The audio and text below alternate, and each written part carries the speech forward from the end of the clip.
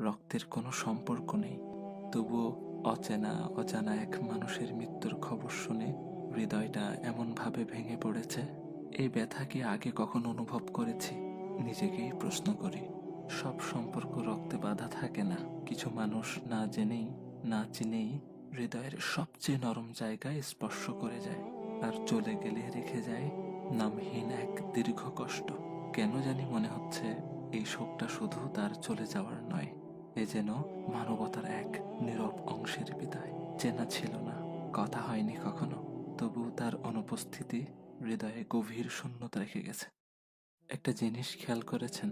আমার ভাই ওসমান হাদিকে গুলি করা হলো জুমার নামাজের পর, আর তিনি তার রবের ডাকে সাড়া দিয়ে চলে গেলেন জুমার রাতে।